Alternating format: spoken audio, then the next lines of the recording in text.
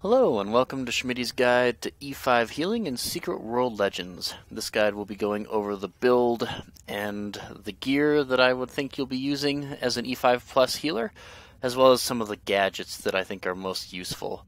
So let's just get right into it with the gear here. Again, you're going to notice that this is pretty much all DPS gear, and this works really well because crit rating and crit power is the only way to increase your healing power. You'll notice that I do have a single hit rating piece. It's not really worth changing that, but if you do want to make a healing specific piece for Fist and Blood, change out the hit rating piece for one more crit power piece, and that will be the correct way to go. The one exception here is going to be the Signet of the Ascendant. I'm using my tanking headpiece because it has that on it. We'll make it so that I have the cooldown more often for my elite healing ability, because all the elite healing abilities provide extra utility, and you'll want to have that more often, because really honestly, the healing from elite abilities is so powerful that the Paragon Signet is just overhealing, right? It doesn't really give you anything, whereas having a reduced cooldown makes it so that you'll have access to that utility more often, which will be more important. Then you can use Blood. Blood works okay. The thing about Blood is that it used to be the greatest way to add barriers to the tank. It no longer is. The tank really has their own barriers, and Invigorating Wrath is pretty much unparalleled for its versatility in a non-elite healing skill, which makes it so that I really like that better, because a lot of times you're going to get your barrier from Blood eaten by the tank using a bigger, stronger barrier, and it doesn't stack, it just eats your barrier, and they don't get that healing, right? That healing essentially just disappears. So Blood sort of runs into that problem, as two of the most powerful defensive cooldowns in the game are both barriers, and the tank can run both of them on a single build. If you are, however, going to use Blood for healing, it's still very effective. The two main weapons that come to mind for that are the Compendium of Wards, which makes it so that your wards are larger, and it also makes it so that you will increase your martyrdom level faster, and the Sanguinary Monograph, which makes it so whenever you take damage from martyrdom, you will increase the power of your healing abilities. And both of those are effective for healing. You'll basically be using the exact same kind of setup too, with, you know, builder, single target, group heal, and this one will be, instead of a group heal, or instead of a buff, it's going to be a single target like panic button, and then your elite, and we'll still be using opening shot, so that really doesn't change. And then there's rifle. If you're going to heal with rifle, kind of look at what I did with my original beginning healing guide. It's the same deal. Use the KSR so that you get your grenades more flexible, and use Explosives Expert to make it so that you have a 6-second window in which you can use that grenade, even though it's cooked right away. The problem with rifle is it really took a hit as a healing weapon going into this game, for several reasons. The first one is it still has the problem where if it doesn't have a target, you can't heal effectively. Its elite doesn't cleanse or heal the group, meaning it's only single target, which makes it very unversatile, right? You're not getting very much out of it. It does one thing and one thing only, which is keep the tank alive for 4 seconds. That's really pretty much it. And then, or 2.5 seconds. And then the grenades, your main group heals, are based on an RNG system, where you may get a grenade and you may not. And unlike in the old game, none of those problems are made up for or compensated for by the fact that rifle used to do really good damage. You could be a decent damage dealer and still heal. That's gone now. You do pittance damage, even at super high levels of gear, like 800 item power or whatever we are at right now. You're doing, you know, damage that you could do in the first 2 hours playing the game. So because of that, I'm not a big fan of rifle, and we're mostly going to be looking at fist here. So let's start. You're going to see that we have got Nurture, Renewal, Invigorating Wrath, Opening Shot, Savagery, and Regeneration with the Mistress's Bashosin. Then we've got Recuperate, Potent Wrath, Serenity, Natural Remedy, and Warmth. So, obviously, Nurture is just your basic heal whoever has the lowest percentage HP left skill. You're going to be using that sort of on impulse if you've got nothing better to do to just fix incremental damage that occurs. Then we have Renewal, which is going to be your main tank healing skill. This should essentially out-heal anything that the tank is supposed to be getting hit by. So, except for in a couple of spots where the burst damage is incredibly high, Renewal is going to be what you do. You'll just use Renewal, weave in a couple of Nurtures, and you'll be able to keep the tank up with no problem. Then it's got Recuperate, which gives it an additional healing effect afterwards. Just a nice little extra add-on to keep healing the tank a little bit more. And then we have Invigorating Wrath. This skill is amazing. This is your healing version of Beast Mode for Fist, and it's got great group heals. You can see Revitalize is reusable and heals for almost 5,000 at this point in time for me. It just heals for a lot, right? It heals for basically as much as your elite is going to heal for on the entire party. And then Invigorate is even more than that. That does go on cooldown once you've used it once, but it's also a just giant group heal. And then you'll see Revivify does cost energy, but it gives everybody in the group a heal over time effect that's rather substantial for 6 seconds. So that's really nice, and it can make it so that you can deal with adds more easily. You'll start healing some of the damage they do, and any environmental hazard effects will also be mitigated by this. You'll be healing pretty much for the same amount that it deals damage, which is nice. On top of that, whenever Invigorating Wrath ends, we'll be using Potent Wrath, which will give us the extra heal over time, and that makes it so that we're healing the group for even more, even if we decide not to use Revivify.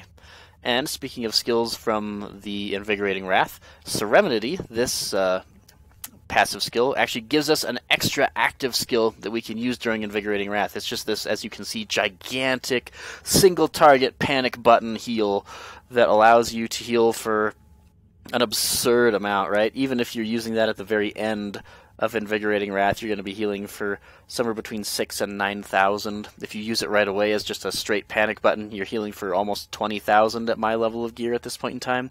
Just gigantic burst heal. Then we have Opening Shot. Really, buffing is the healer's job in this game.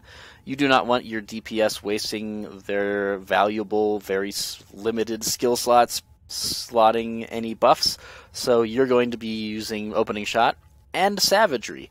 I like to use Savagery on the tank to start off with, so it helps them to hold aggro against the burst, and then you can either just keep using Savagery on the tank, or if you really feel like it, you can use it on a different target, but you remember you will have to swap targets to give that to a DPS that's doing a lot of damage, and then swap back if you want to be able to use Renewal.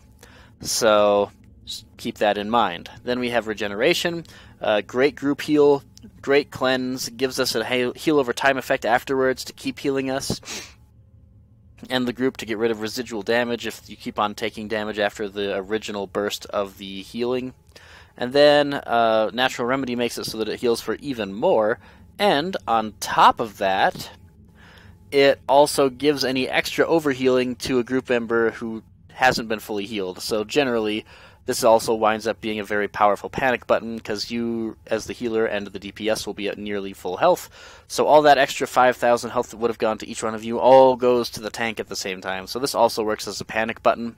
I like to use that as a secondary panic button, though, because it has so many other things it can do other than burst heal that I find it to be more effective, right? Save that for the cleanse that you'll need or whatever. And then we have our last skill, kind of not a great skill, but there's nothing great that you can put here. I'm using Warmth, which gives us a little bit of extra heal over times on people, but you could easily use Second Wind if you're running low on energy, which honestly you shouldn't be very often. Or if you're using some other skill, you can just swap out Warmth for its passive if that happens to be better. And speaking of, probably the most common of the times that you'll be swapping out is in the Hell Dungeons when you need extra cleanses. The power of Clean Slate is incredible, and its passive Rehabilitation actually makes it so that that's a decent powered heal. So that's a very powerful way to cleanse, and in the Hell Dungeons there will be fights where there's enough life burn going around that regeneration by itself will not be enough to keep up with it. At least not until you have crazy levels of Sign of the Ascendant. As such, it is just much better to use something like Rehabilitation, and I like that over Cleanup because the effect is immediate. You get rid of 3 cleanses right away, and it also has a heal, which is really nice. Keeps people from dying. So Cleanup has that problem, and on top of that, sometimes shells don't work the way they are supposed to. If you wind up getting out of combat for a moment, which the game will sometimes do, and then getting back into it in the middle of a boss fight, that can mess with your shells, and as you can see, Cleanup requires all 6 shells available to be able to use it. So sometimes you'll have 5 shells, or 1 shell left for no apparent reason because you got out of combat for a moment, and suddenly Cleanup is now no longer a usable skill on your bar for the entire rest of the fight. So, because of that, Clean Slate is a really great way to cleanse when you need to. That does mean you'll be giving up Opening Shot, which is unfortunate, but you can't use Opening Shot with Cleanup anyway, because again, you'll need all 6 shells, so you'll have to use Opening Shot 6 times before you can cleanse, which is ridiculous. So, just use Clean Slate during those moments, and you should be good. Then we're going to look at a couple of the gadgets that I use most often. First is the Mistress's Bashosin. It doubles as an impair and a way to get ads off of you. So you can stop the boss from doing something you don't really want him to, and you can also keep yourself alive, right? Knock down all the ads that get on you, because as a healer you will get ads on you before the tank can pick them up.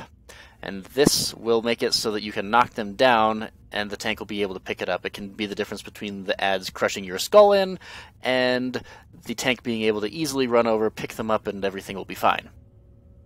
I think my next most used gadget will be the Purification Drone. You use this in fights that need extra cleanses. Sometimes it'll make it so that you don't have to use Clean Slate. Sometimes Clean Slate is the superior option, but in the ones where it isn't, I like to use this so that I can keep Opening Shot on my bar. Then I use this Phoenician Support Stratagem. Yes, we do have ways to cleanse to get rid of roots and hinders and stuns and that sort of thing, but sometimes it's nice to just not be stunned or rooted in the first place, and the Phoenician Support Stratagem is a great way to do that. Then we have the Electrogravitic Attractor. Honestly, I just use this as a ranged impair.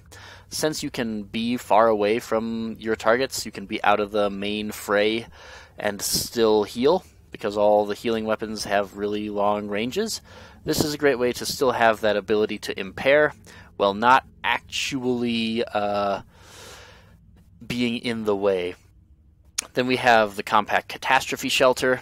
This is a group-wide defensive buff. It's pretty much got the same power as a standard tank's defensive cooldown, lasts for about the same amount of time.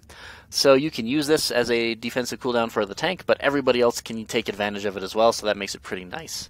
Then you have the Superluminal Bridging Device, just a nice little way to have some mobility as the healer if you want it, and it can be somewhat targeted, so you're not always diving towards the enemies by using it, so it's nice in that way. Makes it better than the Rapid Engagement module. We have the True Ancile. Since tanks can use barriers so often, most of the time, if you bring this, you're going to be able to use it. And if you use it right as the barrier ends, you're essentially giving the tank an extra cooldown right after the cooldown that they used, which makes healing really easy. You don't even have to be using blood for this to be effective, due to the amount of tanks who are going to be bringing a barrier as a part of one of their cooldowns.